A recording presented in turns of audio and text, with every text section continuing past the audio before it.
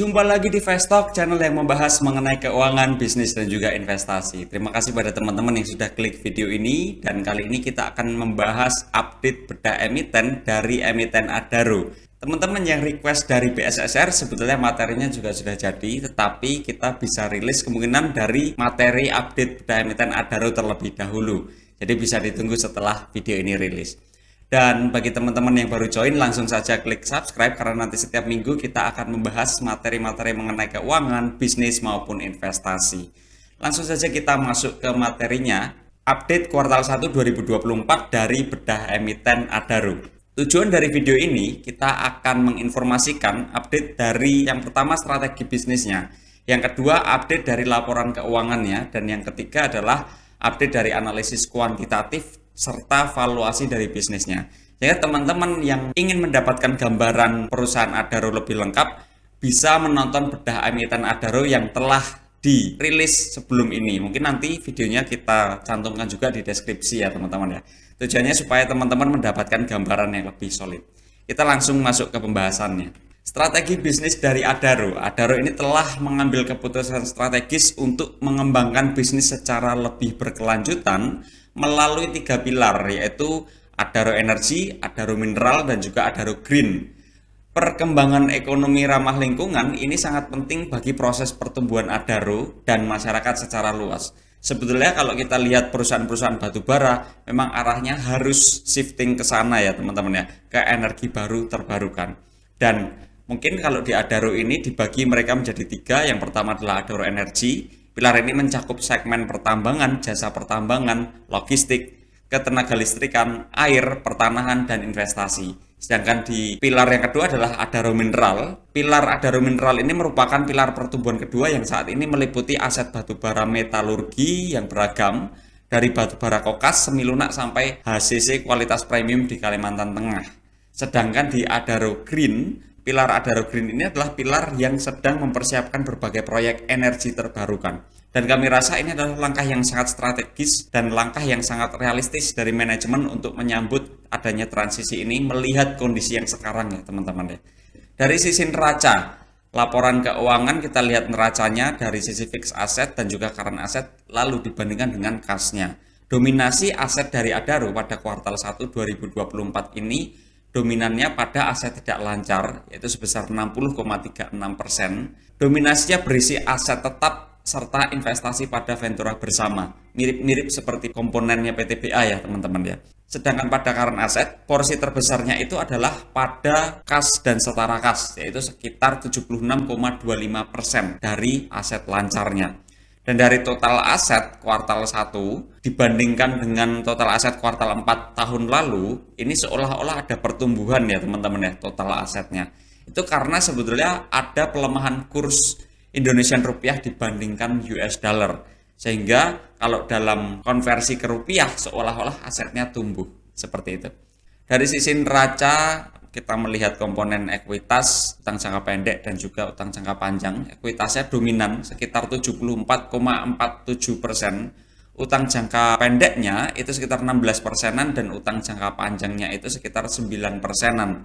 Dan rata-rata pertumbuhan ekuitas dalam 11-12 tahun terakhir itu cukup tinggi di angka 11,16% per tahun ya teman-teman.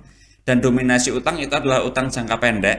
Setelah kita perdalam, nominal yang paling signifikan itu adalah pada senior notes, 41% dari total utang jangka pendek yang akan jatuh tempo pada 2024 ini.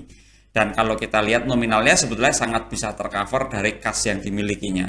Utang yang dimiliki oleh Adaro sendiri ini sebenarnya porsinya tidak signifikan ya teman-teman ya dibandingkan dengan total asetnya. Kita bisa lanjutkan. Dan laba rugi dari tahun 2013 sampai tahun 2021 sebetulnya revenue, operating profit, dan juga net profit itu hanya berfluktuasi saja ya teman-teman ya. Walaupun di 2021 itu mulai ada lonjakan laba. Tetapi pada 2022 sampai 2024 di 3 tahun terakhir ini lonjakannya cukup signifikan. Sehingga bisa dikatakan bahwasannya pertumbuhan yang cukup signifikan itu hanya terjadi di 3 tahun terakhir dan itu pun trennya sudah kembali menurun. Hal ini bisa terjadi karena sama seperti yang terjadi di PTBA. Revenue itu sangat tergantung dari average selling price. harga acuan batubara global yang dipengaruhi oleh permintaan dan penawaran global. Serta dengan itu menunjukkan bahwasannya terjadinya fluktuasi kinerja perusahaan itu sangat tergantung dari harga acuan batubara. Dan informasi tambahannya adalah rata-rata pertumbuhan pendapatan dalam 11-12 tahun terakhir dengan kinerja yang cukup fluktuatif ini bisa diketahui sekitar 7,82% per tahun rata-rata pertumbuhan revenue-nya. Dari sisi kontribusi pendapatan, kalau di Adaro sendiri kita bisa ketahui bahwasannya segmen bisnis itu dibagi menjadi 4 poin ya teman-teman ya. Selain dari eliminasi, ada pertambangan dan perdagangan batubara, jasa pertambangan, serta logistik dan juga yang lain-lain. Dalam 11-12 tahun terakhir, kontributor utamanya masih sama yaitu pada perdagangan batubara. Ini lebih dari 90% sebelum eliminasi. Dan rata-rata pertumbuhannya sekitar 8,32% per tahun. Sedangkan pada segmen yang punya pertumbuhan paling tinggi, itu adalah segmen logistik. Yang mana segmen logistik ini porsinya masih belum signifikan. Jadi logistik itu punya pertumbuhan yang tinggi walaupun porsi terhadap total itu belum signifikan teman-teman. Harga acuan global batubara ini kembali kita bahas seperti yang pernah kita bahas pada bedah emiten PTBA, yang mana kita bisa ketahui sebetulnya lonjakan harga batubara ini terjadi di tahun 2021 tengah ya teman-teman ya, sampai di tahun 2023. Saat ini harga acuan batubara itu sebetulnya sudah kembali normalisasi, lebih rendah dibandingkan 2-3 tahun yang lalu, tetapi sebenarnya masih lebih tinggi dibandingkan tahun 2021 ke belakang. Jadi kalau nanti harga acuan batubara kembali turun, ya sebetulnya kinerja dari perusahaan-perusahaan batubara itu bisa kita ekspektasikan juga turun juga teman-teman. Kita lanjutkan. Komponen beban dan biaya, kita hitung beban dan biaya sampai kita peroleh laba periode berjalannya. Dan kontributor utama dari beban dan biaya sudah pasti pada COGS ya teman-teman ya. Itu sekitar 76,98% total beban dan biaya itu adalah COGS. Dan dari COGS, dominasinya itu berisi biaya untuk pertambangan dan royalti kepada pemerintah. Dua komponen ini tuh berkontribusi sebesar 81,34% dari total COGS, atau dengan kata lain 62,62% dari total beban dan biaya. Jadi kalau ada perubahan peraturan bisa mempengaruhi royalti kepada pemerintah, serta adanya harga yang berubah untuk bahan bakar dan tenaga kerja yang mana berpengaruh terhadap biaya pertambangan, ini akan mempengaruhi COGS dari Adaro. Jadi triggernya ada 3 poin tadi ya teman-teman ya. Upah tenaga kerja, bahan bakar, dan juga yang ketiga adalah peraturan pemerintah. Dan kontribusi laba bersih. Kontribusi laba bersih kalau kita lihat kontributor utamanya sebetulnya sudah jelas tertebak adalah dari pertambangan dan perdagangan batubara. Kontribusinya itu lebih dari 80% dari total laba bersihnya. Dengan rata-rata pertumbuhannya ini yang menarik sekitar 20,52% per tahun. Artinya ada efisiensi yang cukup bagus pada pertambangan dan perdagangan batubara ya teman-teman ya. Karena laba bersihnya itu tumbuh lebih tinggi dibandingkan revenue-nya. Sedangkan pada segmen logistik ini memberikan kontribusi laba bersih sekitar 15,94% sebelum eliminasi, dengan rata-rata pertumbuhan sekitar 18,92% per tahun. Artinya dua segmen ini, segmen bisnis pertambangan dan perdagangan batubara, dan yang kedua adalah segmen bisnis logistik, ini punya peran yang cukup signifikan terhadap laba maupun terhadap revenue ya teman-teman. Kita lanjutkan pembahasannya dari margin laba bersih per segmen. Kita hitung margin laba bersih ini tentu di luar adanya eliminasi ya teman-teman ya. Dan kita bisa ketahui rata-rata margin laba bersih per segmen pada segmen pertambangan dan perdagangan batubara dalam 11-12 tahun terakhir rata-ratanya sekitar 15,22%. Sedangkan rata-rata margin laba bersih per segmen pada segmen logistik selama 11-12 tahun terakhir itu sekitar 41,13%. Artinya adalah kenapa jasa logistik tadi punya porsi yang cukup signifikan terhadap laba, itu kan tadi nomor 2 ya teman-teman ya, dibandingkan dengan segmen lainnya seperti jasa pertambangan, karena margin laba bersih dari segmen logistik itu cukup tinggi di 41,13%. Yang mana padahal rata-rata margin laba bersih pada segmen utamanya yaitu pertambangan dan perdagangan batubara itu sekitar 15,02%. 3,22% saja. Kita bisa lanjutkan. Dan kita informasikan bahwasanya kita bisa menerima super komen dan super thanks.